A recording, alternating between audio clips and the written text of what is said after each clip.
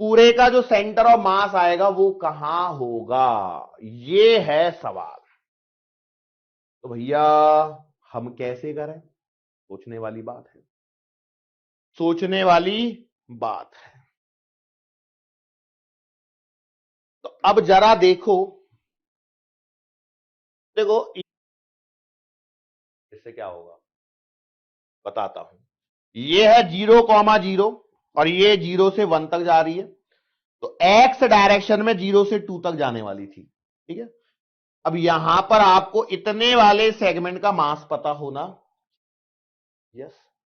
तो यदि मैं देखूं तो ये 1 और ये 1 है, तो इसका जो एरिया है 1 मीटर स्क्वायर है ना। इसका कितना है 0 से 1, तो 1 इंटू 3, तो ये है 3 मीटर स्क्वायर। अरे है या नहीं। तो 4 मीटर स्क्वायर का मास कितना आ रहा है 4 केजी, तो 1 मीटर स्क्वायर का कितना आएगा 1 केजी। तो यहां से आपको पहली पॉइंट जो पता लगा वो ये पता लगा कि मैं इसको यदि ऐसे तोड़ता हूं तो इसका मास आएगा 1 केजी और इसका मास आएगा 3 केजी। इसका जो सेंटर ऑफ मास है वो इसके बीचों बीच यहां होगा। इसके जो कोऑर्डिनेट्स आएंगे कितने आएंगे 1.5, क्योंकि यहां से आधा जोड़ना है और यहां से ऊपर जोड़ोगे तो 2.5। इसे मैं C1 ले लेता हूं। वैसे ही इसका जब मैं सेंटर ऑफ मास निकालूंगा तो ये कहीं यहां आएगा C2। इसके कोऑर्डिनेट्स कितने आएंगे, तो बेटा ये आएंगे 0.5, क्योंकि 0 से 1 में आधा, और ये ऐसे आधा यहां पे किया तो ऐसे आधा यहां पर भी होगा, तो ये आएगा 1.5। तो ओवरऑल आपके पास में देखो M1 बराबर आ गया है 1 केजी, और centre of mass of first lamina कितने आ गए 1.5, 2.5। दूसरे वाले का मास मिल गया 3 केजी, और इसके सेंटर ऑफ मास के कोऑर्डिनेट्स आए हैं 0.5 और 1.5। लेकिन आपको तो पूरे का चाहिए, तो पूरे का सेंटर ऑफ मास कैसे आएगा RCM, ये आएगा M1C1 plus M2C2 upon M1 plus का, यस। तो C1 में एक बार X1 X2, एक बार Y1 Y2 लेना है, ठीक है, ध्यान रखें। चलो भैया, तो XCM क्या होगा M1 X1 प्लस का M2 X2, M1 प्लस का M2। चलो तो XCM, तो M1 है 1 इंटू X1, तो फर्स्ट कोऑर्डिनेट 1.5, M2 है 3 और X2 0.5